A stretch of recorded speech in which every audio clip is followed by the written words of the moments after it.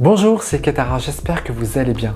Ça faisait vraiment un bon bout de temps que j'avais pas tourné de vidéo pour ma chaîne, et bien là c'est chose faite. Vous vous souvenez, la dernière fois, je vous parlais de comportements qui entretiennent nos peurs. Eh bien, cette fois-ci, je vais encore recommencer pour totalement vous achever. Je m'appelle Ketara et je suis coach certifié en développement personnel accrédité par un organisme américain. Et dans cette vidéo, je vais vous parler d'un comportement qui entretient nos peurs et d'où on voudrait se détacher à tout prix. Mais bon, parfois il faut travailler.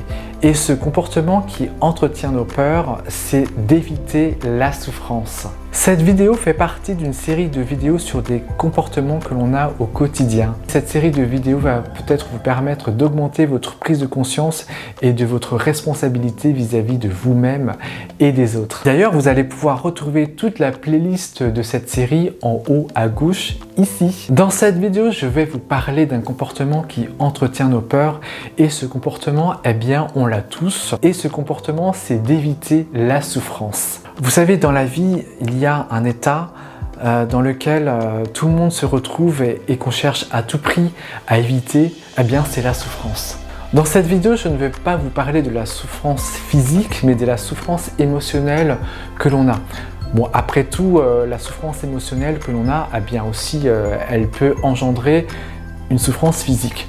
Donc du coup, je vais parler aussi de la souffrance physique. Alors, est-ce que vous avez déjà souffert dans votre vie ? Bon, ok, tout le monde a dit oui alors ? Vous et moi, nous avons peut-être souffert de la mort d'un proche, d'une rupture affective ou d'être séparés de nos proches, ou tout simplement que nous avons peur aussi du vide qui s'installe en nous. Le plus souvent, c'est l'ego qui va nous dicter ce qu'il faut faire.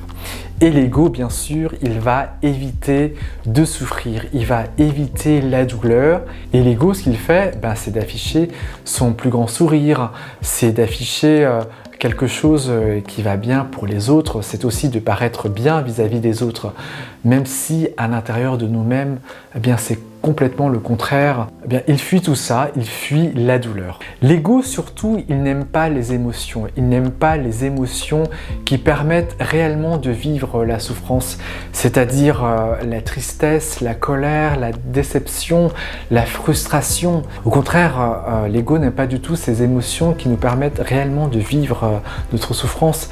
L'ego, il va rire sur commande, il va sourire, il va vivre toutes les épreuves comme si de rien n'était. Et l'ego, c'est comme ça qu'il avance. L'ego, ce qu'il déteste avant tout, c'est la vulnérabilité, l'authenticité et la connexion à soi. Il est orgueilleux. L'ego, il préfère la superficialité.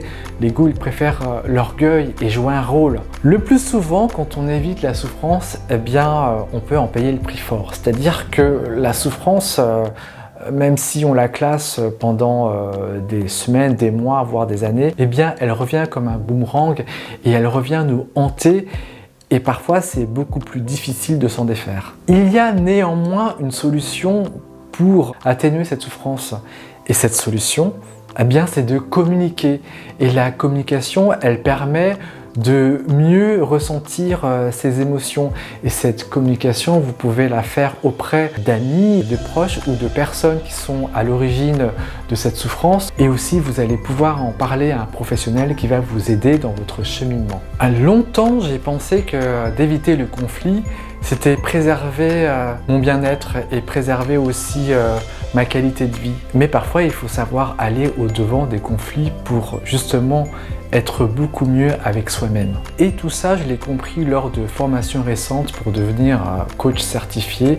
J'ai appris qu'aller au-devant du conflit, c'était important pour résoudre des problèmes et pour avancer et grandir. Et pour savoir avancer dans sa vie familiale, affective, amicale ou professionnelle, on doit parfois aller au-devant des conflits. On doit parfois s'exposer et communiquer avec les gens pour pouvoir résoudre des problèmes. Et sans ça, on reste bloqué. On reste dans une étape dans laquelle on n'a pas trouvé de solution. Et le but, c'est d'avancer et d'aller à la prochaine étape. Et pour ce faire, on a besoin de communiquer, quitte à aller vers le conflit. Le plus souvent, dire ce que l'on a au fond du cœur, c'est de pouvoir aussi être congruent avec soi-même, c'est-à-dire de dire réellement les choses que nous ressentons face aux personnes qui ne comprennent pas. Donc on a besoin de communiquer, on a besoin de dire ce que nous ressentons. Parfois ça nous soulage d'un poids et la personne qui est en face de nous, elle a envie de communiquer et dire ce qui ne va pas, et aussi cette personne, eh bien elle se soulage du même poids. Peut-être pas exactement du même poids, mais elle se soulage d'un poids. Il n'y a personne qui va voir la souffrance en vous parce que justement l'ego demande d'afficher de gros sourires. Les personnes en face de vous ne vont pas voir quelle est la souffrance que vous portez. Et pour qu'elles connaissent cette souffrance, il faut savoir parler de ces émotions qui sont positives et aussi de ces émotions qui sont négatives. Et d'en parler, eh bien parfois ça résout énormément de problèmes et ça vous fait avancer. Et cette souffrance qui reste au fond de nous, elle est maintenue par cette peur de parler, cette peur de faire face. Et cette peur, ou voire ces peurs, c'est la peur d'être jugé, c'est la peur d'être rejeté, c'est la peur d'être abandonné, c'est la peur d'être déçu, c'est la peur de décevoir, et c'est la peur aussi d'être perçu comme quelqu'un de faible. Vous comme moi, on a tous ces peurs. Ces peurs, elles sont plus ou moins ancrées suivant les différentes phases de nos vies. Et parfois, les affronter, ça fait du bien. Et d'en prendre conscience, c'est aussi de se responsabiliser. En prendre conscience, c'est aussi reconnaître ses peurs. Et c'est aussi le début d'une certaine responsabilisation vis-à-vis de nous-mêmes et après des autres. Ce qui est bien, c'est que lorsqu'on a envie d'accepter ses peurs, eh bien, on en parle autour de nous. On n'en parle pas à n'importe qui. On en parle aux gens que nous aimons, à nos proches, à nos amis.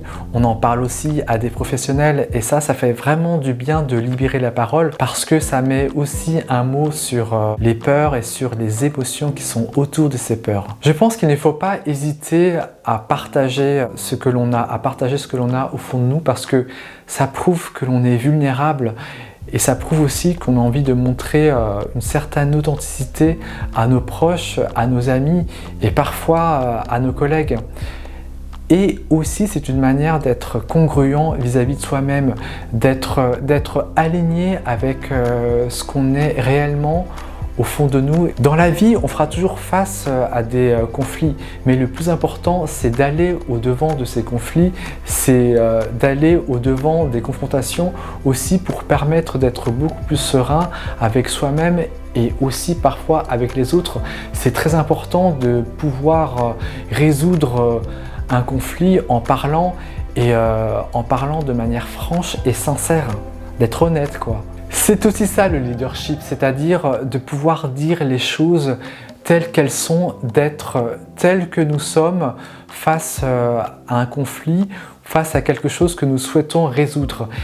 Et le leadership, c'est aussi d'être vulnérable, c'est d'être authentique et de pouvoir partager toutes les émotions quelles qu'elles soient. Ce que cela dit de nous, c'est que nous ne sommes pas des robots, nous sommes des êtres qui avons des émotions et les partager, c'est parfois montrer aussi que nous sommes des êtres faits de chair et non faits d'acier. C'est aussi ça le leadership, c'est de pouvoir partager des émotions, c'est de pouvoir partager une vulnérabilité et d'être honnête vis-à-vis de soi-même et des autres. C'est de montrer aussi qu'en tant que leader, on n'est pas des robots, on n'est pas des simples exécutants. Être un leader, c'est aussi montrer la voie. Quand on montre la voie, c'est aussi de faire en sorte que les gens peuvent se reconnaître en vous. Il faut aussi pouvoir se mettre à la place des gens qui vous suivent. C'est aussi avoir de l'empathie et avoir une certaine compassion. D'être congruent, c'est aussi de montrer qui vous êtes, tel que vous êtes et de montrer les choses telles qu'elles sont réellement au fond de vous. Comme je le dis très souvent à la fin de mes vidéos face caméra, pratiquez et vous serez récompensé. J'espère que cette vidéo vous a plu. Si c'est le cas, vous pouvez lâcher un pouce bleu, vous pouvez commenter, partager et surtout vous abonner pour être notifié des prochaines vidéos. Surtout, prenez soin de vous et je vous dis à très bientôt pour une prochaine vidéo. Bisous!